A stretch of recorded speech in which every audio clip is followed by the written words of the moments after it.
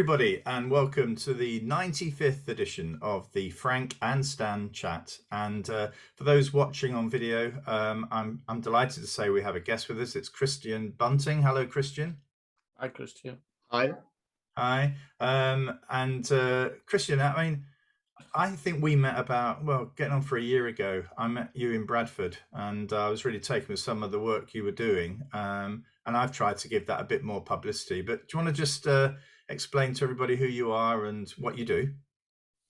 Okay, so I'm Christian Bunting, or Chris Bunting. I'm on the Bradford Opportunity Area Partnership Board. I lead an organisation called Bradford 19. We were a teaching school until September of last year, and we've carried on trying to do good work in the space of social mobility. I'm also accounting officer for the Bradford 19 skit. And we do an awful lot of work around evidence-engaged practice, early years in particular. And I also lead the network of head teachers in Bradford connected to the Centre of Applied Education Research, which is an offer from the University of Bradford, Leeds Trinity, and University of York. And yeah, I've lived and worked in Bradford since 1998. Right. Well, also you had that sort of interest. I know it's still running, this sort of 50 things you should do before you're 5 sort of program. Yeah, that's right. I suppose our flagship initiative, 50 things to do before you're 5, is now cascaded across 17 local authority areas in England, and that'll be growing to 25 by September. An app, social media campaign, website, trying to support improved outcomes for children by working with their parents to improve their early learning, early language, and health outcomes. And really exciting news today as well. Is this a sort of a special moment where we can sort of use our program to advertise this? What is the big news? The big news is that we've been commissioned by the DfE to go for 50 Things Primary as well. Oh wow! So that's obviously 5-year-olds grow up and they become 6, but it be the same kind of focus on low cost, no cost ideas for parents as a way of helping their child succeed. Very much, that's not like a Oak Academy off. It's very much in the space of citizenship, fundamental British values, character, resilience, and those kind of soft team skills, which will help to build up social capital. There's a plan here, 50 Things Special next year as well. So. Yeah. But actually that fits quite neatly with your view, doesn't it, Stan, about experiences and stuff like that? Yeah, it's I must admit, Chris, when I saw the 50 things to do before you're 5, I was thinking more in the region of pick a scab off, or have a nosebleed, or fall out of a tree. Those kind of things that unless you experience things, you wouldn't know. Yeah. But I appreciate children shouldn't be going around trying to carve their knees up in order to meet an objective. But yeah, I think experience is the bit that's missing out of the curriculum, a planned experience. I know a lot of schools do it, but we should be thinking, when we talk about children learning, we should be talking about how they learn and where they learn and what experiences cement that learning. It's those kind of things that are going to get them the job. And my particular interest is kids growing up in disadvantaged backgrounds. You know, they may come out there and have worked hard, supported by brilliant schools to get their, good GCSEs and good A-levels, and then they'll be up against somebody who's come from an advantaged background, who's been to the galleries, been to the museums, has been abroad, and is able to wrap around the answers in their interviews. Such a wealth of life experience is that social capital that they get the job, and they're no more able and have no more potential than the other person. But so it's a kind of a push into that space that we're trying to work through 50 things. Yeah. One thing that, as you were saying that, Chris, I was struck by in my former job, we used to have, I think they still do have, this amazing work experience opportunity for kids to go from all of these schools that we were serving in Stoke, in Bradford, in Manchester, and Leeds, into the Co-op headquarters, this £100 million building. And at the end of the week, we'd take them downstairs to the auditorium, where there's a stage. And the week before, we were invited to engage with an independent school and we did exactly the same. Those kids were, when we didn't have to prep them, they'd actually been to the theatre. You could tell they'd been to the theatre. They could see the stage. They knew what the stage was, and they knew that it's probably best to stand at the front of the stage in order to project yourself. And they had a sort of confidence about them. Well, the kids from the academies, if you, I said it before, but if you could have drilled a hole in the back wall, they would have walked through that back wall. They didn't. It's the fact that they hadn't had that opportunity to see how, what do you do when you go on a stage? How, where do you stand? How do people, we've seen this before. It wasn't as if people at the independent school had been trained to do this. It had grown in them because they had those experiences that they're able to bring to bear and sort of project themselves in a very confident way, because they knew that's what you'd have to do. So I think it's really, really, yeah. Anyway, Stan, have you had a good week? I have. No, Frank. I was thinking this. I was watching one of our earlier broadcasts and realised that every time we do this, you ask me how I am, and I tell you how I am, and we never ask you, Frank. How are you? How are you feeling? How am I? Well, actually, I can share this because it will go out after I've got there. But oh no, probably better not, because I'm going to put it on today, and I'll see. Anyway, my sister was 60 a couple of days ago, and it was really nice just re-engaging with my sister who lives in Essex, and we had a really long chat on the phone, which is something, when she does phone, she tends to speak to my wife for 2 or 3 hours rather than me. But anyway, yeah. So I'm sort of fine, and the weather today. I went out to.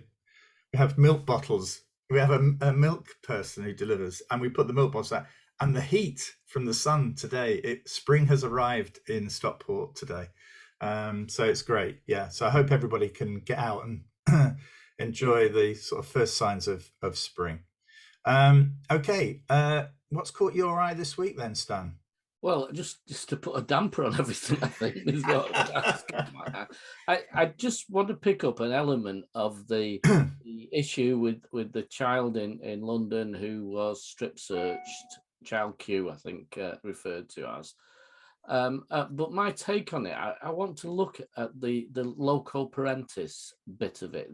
The school or an individual is in loco parentis, i.e., they have to behave or look after the child in a way that a reasonable parent would. And I wonder when somebody, and I don't know what layer it was in the management of the school, decided to hand this child to 2 police officers to conduct a strip search, at what point did anybody think, is this what a reasonable parent would do in these circumstances? And it's who holds that responsibility. Is it the head teacher who may or may not have even known about what was going on? Or is it the teacher who says, yes, there you go, officer? I just think maybe we don't do enough to push the fact that when children are in our care, we are in loco parentis. We have to behave as if we were a reasonable parent for that child. Not, make it clear, you don't have to behave how you think that child's parent would behave. It's a general reasonable parent, and I don't think. I hope I'm a reasonable parent. I don't think I would have handed over my child to 2 police officers for a strip search when the evidence was a smell of drugs.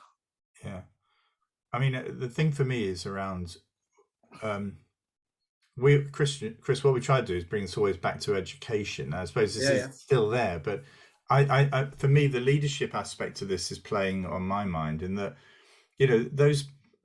this cannot just be an isolated incident. I'm not saying that they're strip searching young girls all the time, but there's a sort of like there's something wrong with the culture within that organization, within the workings or the line management of those 2 officers, that this is the sort of thing that you do. That I don't see this as, I see this as a signal of other things that are going wrong as well. This is just the thing that we found out about, that there's an underlying sort of wrong culture with what's happening here. That's what worries me, because I always think about that when school safeguarding issues are highlighted. You think, well, actually, it's probably prevalent in other areas of school. It's not just a single issue.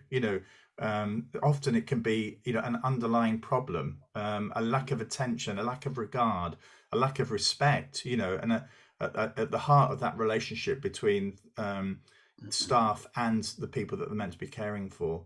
So, in our safeguarding procedures, a lot of it is who's the person responsible, pass the information to the person responsible, and almost therefore absolve yourself of responsibility. You've informed the next in line. You've informed the person who needs to be informed. But actually, you don't give away that responsibility. You can't give away that loco parentis responsibility. And I just think in this case, has somebody said, well, once I've handed them to the police, my bit's done. And now it's up to the police officers who aren't in loco parentis. That's not their role. Funny, isn't it? I mean, loco parentis, Chris, was a phrase that was used frequently, wasn't it? But it seems to have gone out of fashion. Stan's used the term, but I don't hear that phrase being used very often at all nowadays. I mean, undoubtedly there are, serious issues that are under current investigation in the police, but there is a failure of leadership in that school. But I think there is a broader issue here, and it's in no way a justification or excuse for what's happened in that school. But schools have been put under a really significant amount of increased pressure in that space around safeguarding, around SCMH, around children without the structures in their life and therefore presenting behavioural problems. I have no particular knowledge of this case there, but there are schools just desperately struggling because they don't have the capacity to be able to be as uniformly, high quality in that loco parentis role because of the amount of cases that they were looking at. I was speaking to a colleague from another school outside of Bradford, a secondary school, and they'd had reason to make 60 child protection referrals at that school in the past 6 weeks. They were doing 10 a week in that space and getting not very far with those referrals, and so it's all bouncing back onto the school. And I think there is a broken system around social care. And I talk from there are clear concerns about what's happened in Bradford recently with the recent Ofsted inspection report, the independent inquiries going on there. But I think there is much we don't know. And I think there is something needing to be done in terms of a national report on this, really, in that space. I think the issue here, though, is that COVID's got in the way of this. In a sense, COVID's sort of like a shield, isn't it, for this. It's sort of covering the fact that actually there's been a significant reduction in resources gone into social care for over 10 years. And COVID's come along, and then it's convenient to say, oh, well, this is a COVID issue now, isn't it? But it isn't. It escalated what was a big problem before. And I think you said before, Chris, that most local authority social care provision is not good. Do we get to a point where actually it's all not good before someone starts saying, well, actually, we might have a serious problem with social care? It feels it's like the chances of you not being good in social care with an Ofsted inspection must be getting to the point where the chances of you not being good are greater than being good. And actually at the point, how long do you carry on with this? A lot of that social care offer that you get that schools engage with is meant to be early help and prevention. It's what it's meant to be, and most schools find that offer to be neither early nor helpful nor preventative, really. And so it tends to only grab a hold of children when the families are already in a really significant crisis, or the children are actually within the criminal justice system already, and there's a risk of a child being taken from a home where there's, things are at that stage. Yeah. And so the support for that lower level and especially preventative work is just really very, very often not there at all. Yeah. I mean, I think in a way, moving on to this, Chris, because this links, doesn't it, to post-COVID recovery, the point you wanted to raise about the lack of support for mental health and well-being generally. Yeah. I mean, I suppose my professional interest has moved over the last few years away from doing lots of work which would be around pedagogy, curriculum support, leadership development, MPQ type stuff, to being really interested. And it comes from my background in early years, really. And early years is about whole family work. It's working with parents. As an early years educator, we work with families, and the children are part of those families. And for that, and the early years curriculum, the EYFS, has got health right within it. And for me, that's kind of been a professional interest now. It is that connectivity between health and education and social care, and that kind of like above and around the curriculum aspects, both early years, but primary and secondary. And what I do an awful lot of is listening to head teachers in Bradford. I run something called the COVID Recovery and Living Well Schools webinar series in Bradford. People can come to it who aren't in Bradford. And we listen to head teachers, and they present to us their concerns. And you would expect them to talk to us about catch up, new Ofsted inspection framework, the new EYFS. They were about the changes to the GCSE examination specifications, and they do not talk to us about that. Their really significant concerns are in the space of child mental health, and also I might say teacher and school staff mental health as well, and well-being. And I have the opportunity to talk through my work with some of the leaders of the local care trust and the CCG and the developing integrated care system in Bradford. And the situation is really worrying.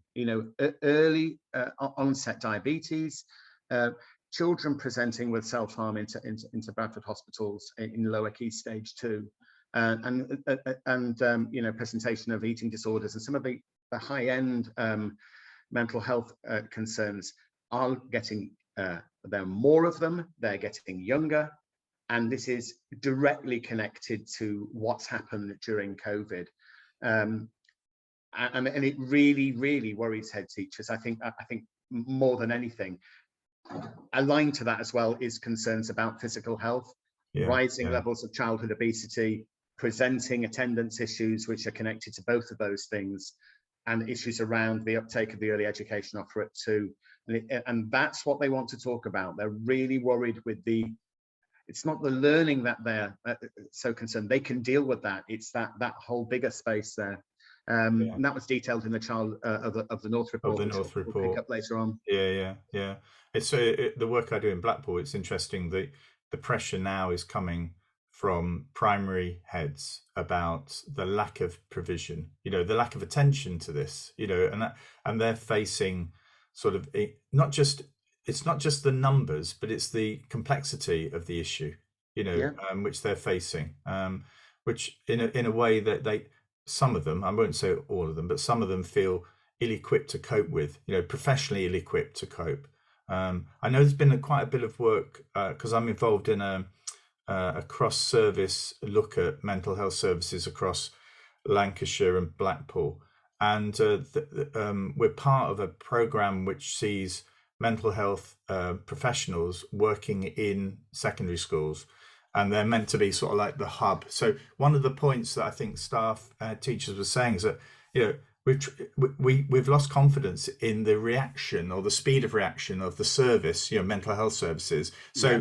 And there is other services, there are sort of third sector support that is available, but nobody has any knowledge of where it is, so the idea is that these people that are working with the schools are meant to be able to direct,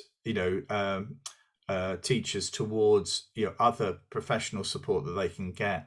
I mean, whether or not, I mean, it's very early days, to be honest. It only started in January, but it has. But again, the focus that is secondary.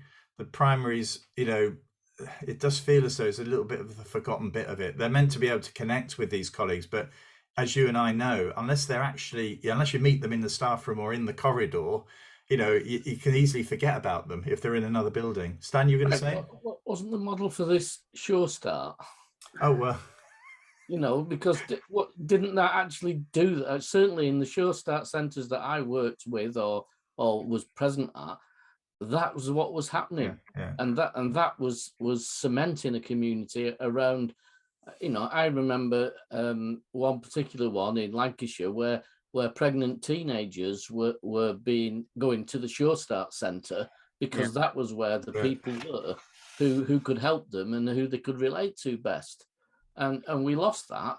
And it was, for me, it was the answer.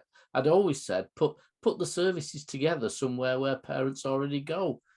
Yeah, don't have the services in a town hall somewhere where you've got to travel to. So absolutely right. So with that, spot on. So I'm on the Bradford Opportunity Area Partnership Board, and that we will evolve that offer from Opportunity Area into something that we're calling Alliance for Life Chances in Bradford, with some continuing funding, which we have, and some more that we're going to try and reach out for.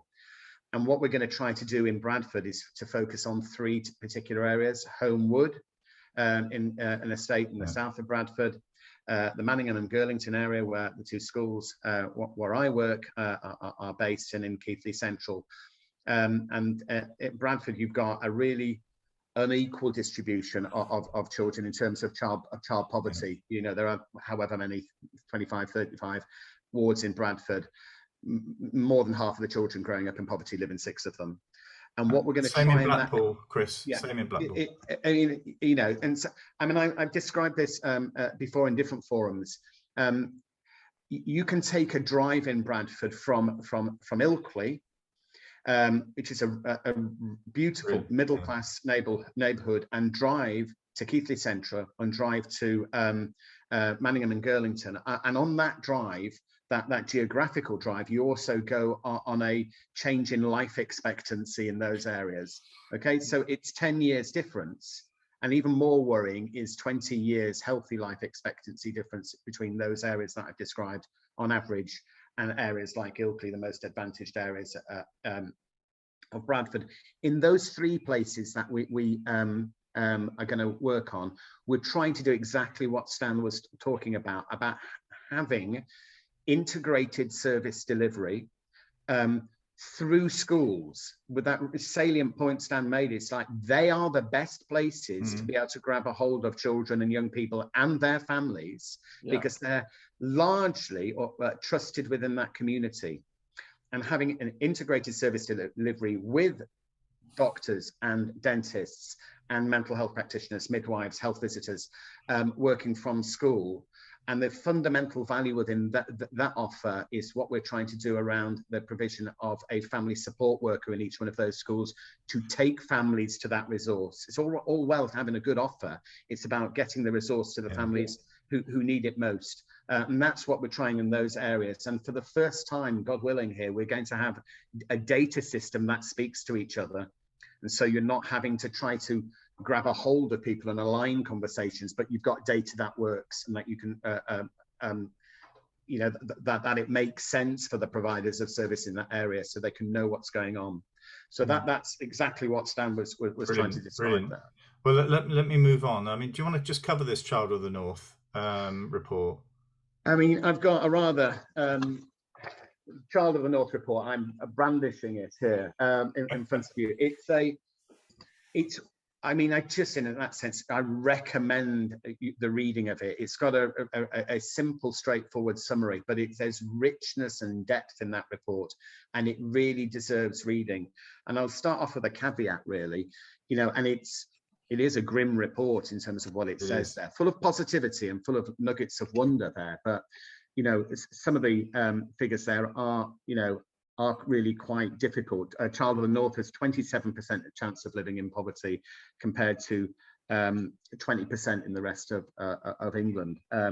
58% chance of living in a local authority with above average levels of low income families, and it's 19% in the rest of the country. And you keep going and keep going. You're more likely to die before you're one. In the North, you're more likely to be lonely. You're more likely to be in a household where your mum and dad are reporting as lonely. And we keep going and keep going.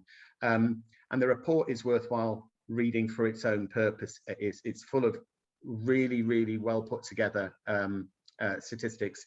I think the point I really was going to start off with is that it's not about the North. It says child of the North, and it says it's difficult to be a child in the North on average, but it's really about poverty. It's about, you know, a child of poor households. There just happen to be a shed load more of those children in the North than there are in the rest of the country. But equally, you know, it could be child of the Welsh Valleys, it could be child of the North Kent coast, or the Essex coast, and we can keep going, and we pick our, you know, social mobility cold spot as we're identified by the OA programme. And I think it needs paying attention to. I did a bit of stuff on the Sky and the BBC and over this, and it is a shocking report that needs to, you know, to make waves. When it was presented to the government by us, they just said, "Oh, we've extra money for catch up," and they had no systemic response to it.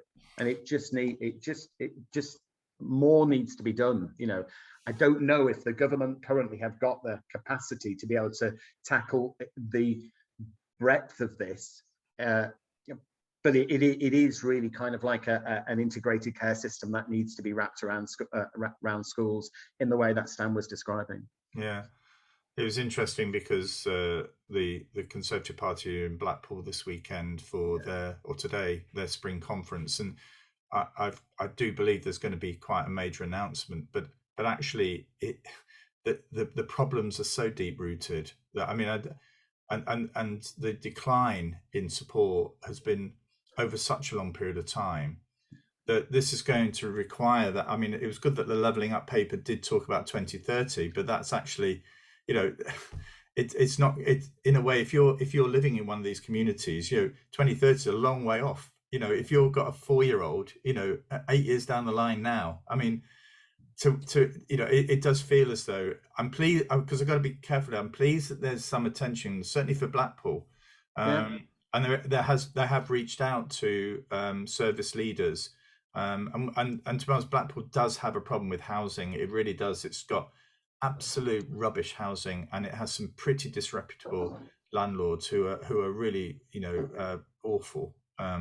And we've got young people living in that really poor accommodation, and I suspect Bradford, unfortunately, probably has some areas like that as well. You know, so I'm pleased that they're giving attention to that. But this is so deep. I mean, it's so deep, and I was really struck actually by the report where it talked about the children in the North, actually in these areas, you know, they miss more schooling in lockdown than their peers. You know, and only 14% receive 4 or more pieces of offline schoolwork per day, compared with 20% countrywide. And we're heading now into a system where children are going to be assessed. Not with any acknowledgement that that communities across our country have different experiences and impacted differently. You know, I was talking to Sinead Weller from the Dixon's Academy Trust the other day, and it's his, from a secondary GCSE perspective, it's his real concern. A lot of the Dixon schools are in areas of real high levels of deprivation, and they, you know, many of them are outstanding. But his concern across the system is you've got an assessment system that doesn't understand where children have come from, and doesn't understand the impact of it, and actually it's going to widen the divide. I agree. It's going to make a negative impact around social mobility. We've created that these experience, and Chris, we've created these cliff edges.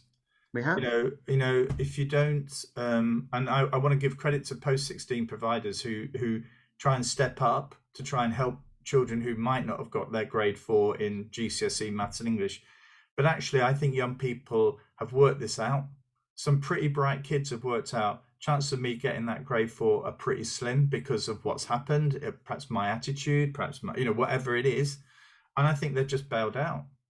And so in effect, I think we need something here that gets them back, that excites them again about the future, and actually creating cliff edges like this and not making any further allowances for the impact of COVID on their education. I think it's just made it more and more difficult. We're going to see the most, because the point I'm going to get on to, we've had over 30 minutes here, is that there was some research came out this week from Datalab, Dave Thompson, who the Northern Powers Partnership does a lot of work with, and he looked at the schools that are Ofsteded since 2005, 2006. And if you're in the most privileged area, then your chances are about between 60 or 70% that you will have remained good or better in that time. But if you're in the most deprived area, the chances are 18% for primaries and 15% for secondaries. And you think, if ever there was an example of the system being stacked up against the most deprived, and actually because we all work in these communities, I have to say, all the schools around here are good or better. Some in Bramwell, most of them are outstanding primary schools. But actually, the teachers I see working in some of these communities are far outweigh, the quality and their commitment to the profession. But actually, it doesn't seem to be being recognised. It's not understood, Frank. That's the problem, because we still carry this view nationally that outstanding schools have great teachers, and therefore we just need to move these great teachers to areas of disadvantage, and it'll solve the problem.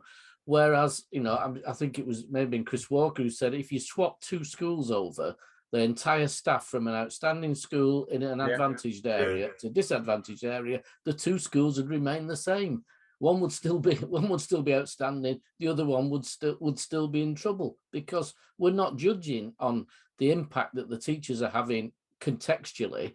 We're judging on some random outcomes, and at the moment, goodness knows what we're actually judging on in terms of primaries, because it's a bizarre framework that doesn't help anybody, I don't think. No, I would agree. I mean, I've had some experience of doing some kind of like paired schoolwork between North Yorkshire and Central Bradford. North Yorkshire is awash with outstanding primary schools, and the children have a great time in those schools and learn really well. And we picked up some of those teachers and asked them to come and work in some of the more challenging schools in the centre of Bradford, judged to be, actually good. Some of them, they had nothing they could offer in those contexts. It couldn't last a minute, really. No. They just have. If you look at the complexities of that workload, if you've got children speaking 5 different languages with all the associated kind of like challenges that you can get in that SCMH space that you can get within some communities, just were unable to cope, and the assessment system, it just doesn't recognise that diversity. No, and it doesn't serve the needs of the employer either. Because we're wasting a lot of good talent. We really are.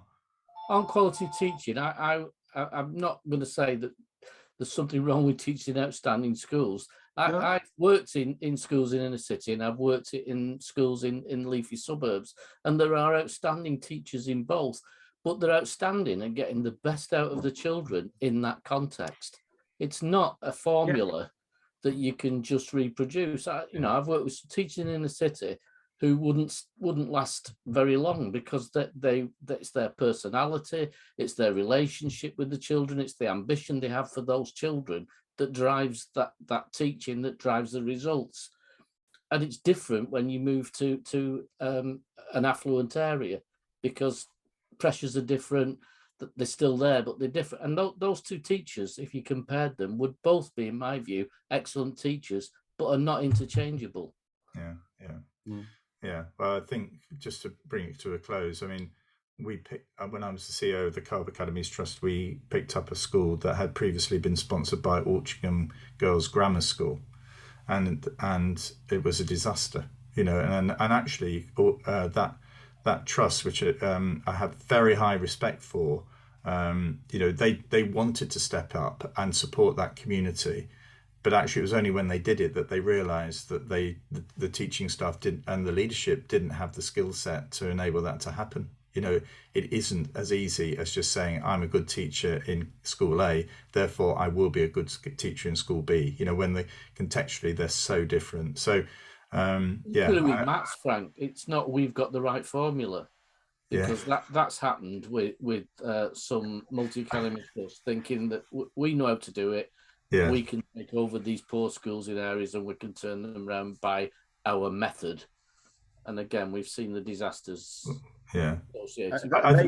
I think there have been,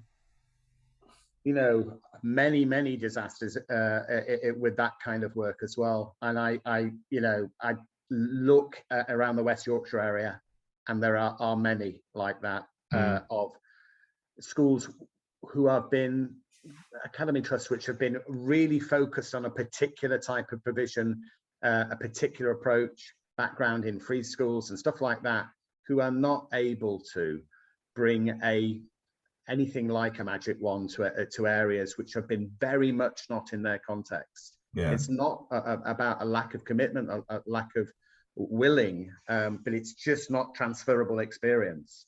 Yeah. And it's not just about leadership, it's about proper understanding, which takes time and takes relationships. Yeah, I agree. And on that point, that's a good way of ending, isn't it? And I would like to say this is completely unscripted, but Chris came in with a really nice ending.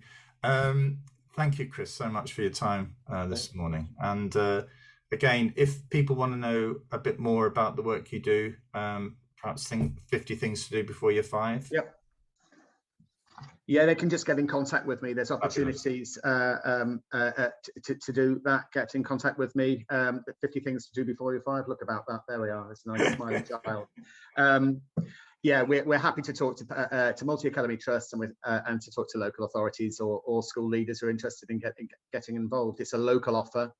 And there's a 50 things to do before you're 5 in lots of different areas across the country, South Coast, in the east of England, in the centre, all of West Yorkshire, but we're reaching out across the country. If you're interested in it, and also joining in the 50 things to do before you're 5 primary, a bit of writing at the moment, opportunity for people with a particular thing that they think children should do by the age of 11. You can grab a hold of me on LinkedIn and at Bradford Birthday 19. Pretty straightforward. Fabulous. Are you thinking of doing this all the way through, Chris? Because I'm looking forward to the 50 things you do before you're 70. I've still got time.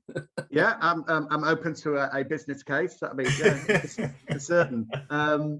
There's an interesting one around 50 things for 18 to 25-year-olds who are economically disengaged as well. We pick it up, put a new set of things into it and move it into a new space. So secondary is something we're also talking about. But yeah, retirement. I think there is, it's a laughing comment. I think there's something quite particular about that age phase. Things to do. Having said that, look to the 50 things to do before you're 5. One of them is jumping in a puddle. You're never too old to jump in a puddle. Enjoy it. Well, or pick a scab off your knee. I'll go back to that one.